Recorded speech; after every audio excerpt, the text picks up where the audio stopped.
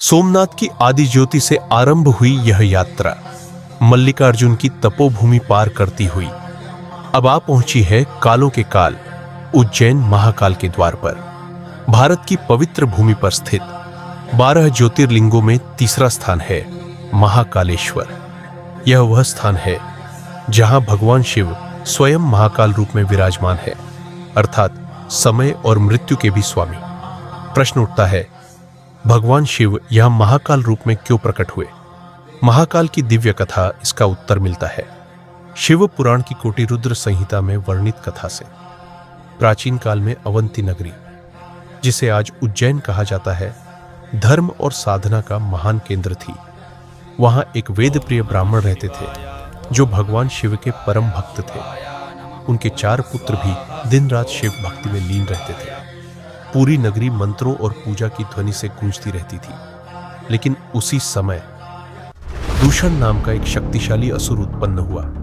उसे ब्रह्मा से वरदान प्राप्त था और अपने अहंकार में उसने ऋषियों और भक्तों को सताना शुरू कर दिया। उसने आदेश दिया कि कोई भी शिव की पूजा नहीं करेगा। नगर में भय फैल गया, लेकिन सच्चे भक्त अपनी भक्ति से पीछे नहीं हटे। क्रोधित होकर दूषण स्वयं उन्हें मारने पहुंचा। तभी धरती कांप उठी, आकाश गर्जना करने लगा और पृथ्वी से एक दिव्य ज्योति प्रकट हुई। उस तेजस्वी प्रकाश से भगवान शिव स्वयं प्रकट हुए।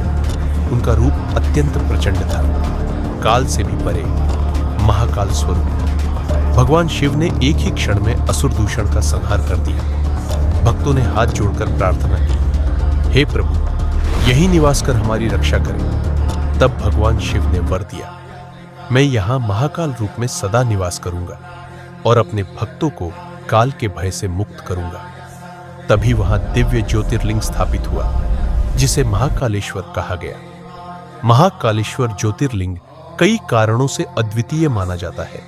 यह एकमात्र दक्षिणमुखी ज्योतिर्लिंग है और यहां प्रतिदिन प्रातःकाल भस्म आरती की परंपरा निभाई जाती है। भस्म हमें याद दिलाती है कि जीवन नश्वर है और केवल शिव ही शाश्वत है।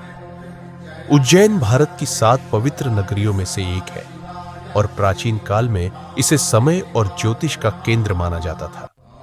यहीं सिंहस्थ कुंभ का आयोजन होता है, जहां लाखों श्रद्धालु आध्यात्मिक ऊर्जा का अनुभव करते हैं। महाकाल हमें सिखाते हैं कि समय सबको बदल देता है, लेकिन जो शिव की शरण में आ जाए उसका भय समाप्त हो जाता है, क्योंकि जहां महाकाल है वहां काल भी शक्तिहीन हो जाता है।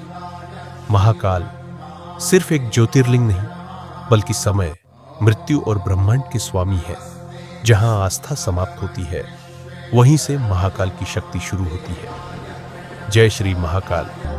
अगर आप भी जानना चाहते हैं 12 ज्योतिर्लिंगों के छिपे हुए रहस्य, तो जुड़े रहिए हमारे चैनल सनातन रहस्य के साथ। अगले एपिसोड में हम चलेंगे ओंकारेश्वर ज्योतिर्लिंग की दिव्य यात्रा पर, जहां शिव स्वयं ओम के स्वरूप में विराजमान है। जल्द मिलते हैं अगले रहस्य के साथ और चैनल को सब्सक्राइब जरूर करें, ताकि भगवान शिव के किसी भी ज्योतिर्लिंग का रहस्य आपसे छूट न जाए। वीडियो पसंद आए तो लाइक करें, कमेंट में लिखें, हर हर महादेव।